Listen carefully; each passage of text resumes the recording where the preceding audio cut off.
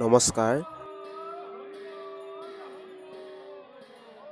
মাঘী সভা ৫১৫তম বিশ্ব মহাবীৰ চিলাৰায় দিৱস আৰু ৮৮তম মাঘী সভা লগত সংগতি ৰাখি আমাৰ এই সভাখন অনুষ্ঠিত কৰা হৈছে। তাত প্ৰথম কাৰ্যসূচী হিচাপে দ্বাৰ উন্মোচন যিটো প্ৰথম কাৰ্যসূচী কৰা হয় আৰু বহুত ধুনীয়াকৈ আমাৰ এই অনুষ্ঠানবিলাক হৈ আছে। ১১, ১২, ১৩ প্ৰথম দিনা নাম আছে ৰাতি আৰু দ্বিতীয় দিনা নাটক আছে আৰু তৃতীয় দিনাও এখন মধুগুচিৰ সুন্দৰ নাটক আছে আৰু এয়া বিশ্ব মহাবীৰ চিলাৰায় দেৱৰ পতাকা উত্তোলন কৰিছে আমাৰ মাননীয় সভাপতি সুৰেন্দ্ৰ ৰাজবংশীয়ে।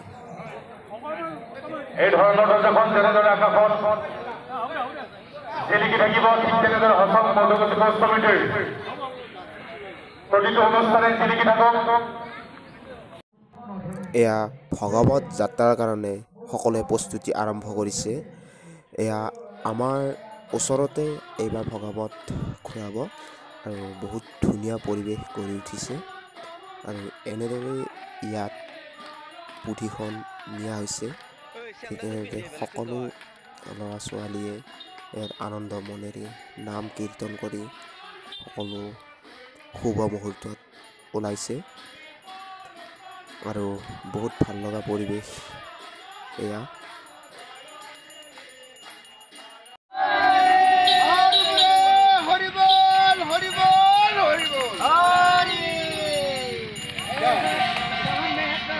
ইতিমধ্যে আমাৰ আজিৰ ভাগৱত শোভাযাত্ৰাই যাত্ৰা আৰম্ভ কৰিছে।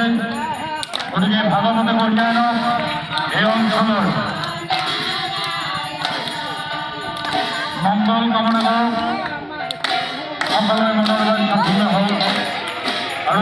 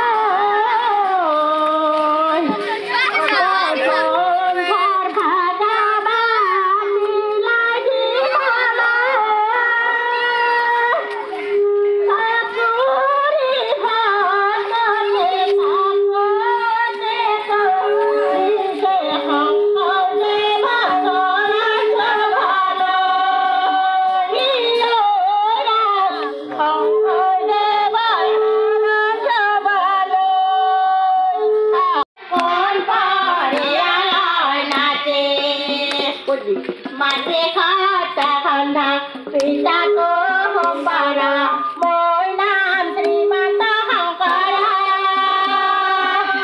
ও বড়ুয়া খাইতে গোসাই পজিলে হে মোর পরে।